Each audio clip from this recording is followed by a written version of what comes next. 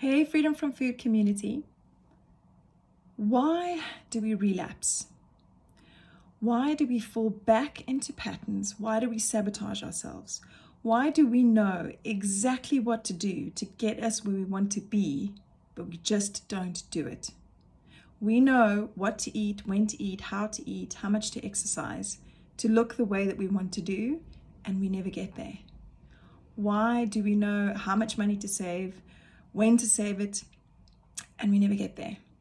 Why do we know what it takes to get there, but we don't do it? The answer is very different to what you think. It's not action-based. It's thought and feeling-based. So this is going to be a longer video than usual. So if you can get a piece of paper and write this down, or even just type it into your phone. Thoughts lead to feelings, lead to actions, lead to results. Thoughts lead to feelings, lead to actions, lead to results. When we look at our results and we don't like what we see, whether it's the body, whether it's, how much we're eating, whether it's binging, purging, whether it's financial, whether it's relationship, whatever that result is in your life, when you want to change it, the first thing that we do is take action. And that is what we are taught. Some people are better at taking action than others, for sure. What does taking action mean? Taking action means usually putting some stringent rules in place, putting some boundaries, setting some goals. Yes, all can be very, very healthy and very, very useful. How long do you stick to those rules before you sabotage something, fall back into old patterns, and then don't get the results? This is what this video is about. So let's, for an instance, consider that it's not about the action. Let's go to thoughts and feelings. Now, interesting facts about thoughts. We are the only organisms on the earth that can accept and reject ideas. So if somebody comes in and says something to us, we can accept it, we can take it on, great, or we can just simply reject it. There's nothing and no one else that can do that. Your senses bring in information into your body. See, touch, taste, hear, and smell. It's happening all the time when we're perceiving things. We're perceiving things on a vibrational level. The way that our nose smells and our ears hear and our tongue tastes is vibration. So this vibrational information comes in and our conscious mind has a thought and we go, oh, I think it's cold today. And how do you feel about that? Well, you might get some goosebumps, you might put a jersey on. So you have a feeling about that. So it goes through the process of having a thought and then having a feeling about that. The reaction and response thing is also really important in a situation. If you react to something, it's automatic, it's usually knee-jerk, it's usually not thought out. If we respond to something, we usually take a split second to think about what we're going to say or do before we do that. And it's in that second or two that we have our biggest power about how we are going to respond to a situation where an idea has come in and we've had a thought and a feeling and then we respond with an action.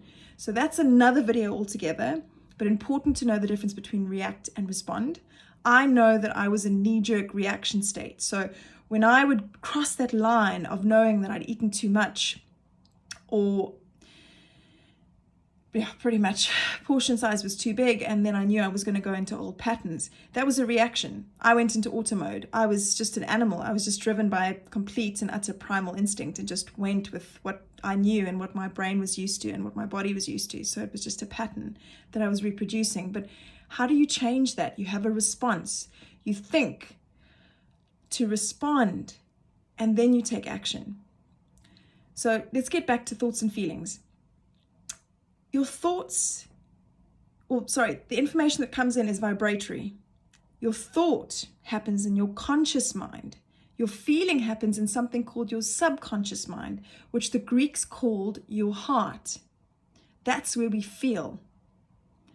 Now, just like the information comes through vibration, our feelings also have a vibration, and it has been measured on an emotional guidance scale. They have different frequencies. The higher the frequency of a feeling, the better it is and the more positive it feels. The lower the frequency of a feeling, the worse it feels, and the lower the frequency. So think about the highest ones being, no surprises, love, gratitude, passion, empowerment. Think about the lowest ones being despair, depression, disempowerment, grief. That's right down at the bottom. And there's a whole different array of feelings that happen in between that. Now, when you know what feeling you sit in most of the time, which if I was to think back to my experience and my journey, it was a hell of a lot of guilt and shame and frustration and depression. And boy, did I feel disempowered, because I felt like this thing had a hold of me, and I felt like this thing, I couldn't get away from this thing. And I felt like I had a life sentence, which I'm sure many of you are sitting there and thinking. I'm here to tell you that it's not. It is not a life sentence, and you can get out of this prison and you can take power back by knowing how you create your own reality. So let me go a bit further. Something called the law of attraction. What it really means is what you give out is what you get back. So think about a boomerang. If you throw out a boomerang and it comes back, what you give out is what you get back. In terms of vibration, we're talking specifically about frequency. So what precedes the law of attraction is the law of vibration. And what that tells us is that every single thing in the whole universe is vibrating at a frequency. We live in an ocean of motion. Solids, liquids, and gases all vibrating at different frequencies. Our thoughts have frequencies, our feelings have frequencies. And now, think about this law that what you give out is what you get back. If I'm giving out appreciation, love, I will get back appreciation and love. It's all, the secret to living is giving. If I'm giving out frustration, negativity, shame, and guilt, I will get back situations that support frustration, negativity, shame, and guilt. You explore this, explore how you can shift this. And when you're stuck in those low places, the best thing to do to take a little jump to get a bit of relief and frequency is to make yourself angry. I am not going to be like this forever. I know that I can change this. I'm going to step up. Even if it takes me the rest of my life, I'm going to step up and do it day by day. I'm going to find the right people to help me. So get into a frequency of anger if you're feeling depressed and low, because it gives you power. Anger is the power to move forward and to power for change. So now we're talking about thoughts lead to feelings, lead to actions, lead to results. Once you figure out your thoughts and feelings, and you know exactly what those are, you know what you're putting out into the world, you know what you're getting back, and you know how your body will act in return. So I'll give you the example. My result was I felt like I was overweight, I was unattractive, and I wanted to look like this superwoman. My action was to stop eating sugar and alcohol and not see friends and exercise 500 times a day and with all these rules. And yes, it worked for a while, but it didn't work for long. And the next minute I was falling into patterns of eating too much because I was starving, and then I would eat too much, and then I would go into these cycles of binge and purge, and then I'd go back again, and it would work for a while, and until I figured out that my thoughts and feelings around myself was that I wasn't good enough, I wasn't worth it, I was unattractive, I felt like I'd never lose the weight, I'd never get to where I wanted to get, I felt like it was too hard, it was too difficult, I felt like I was ugly anyway, I was going to be overweight for the rest of my life, whatever those thoughts were, that's how I was feeling. So when I changed my actions,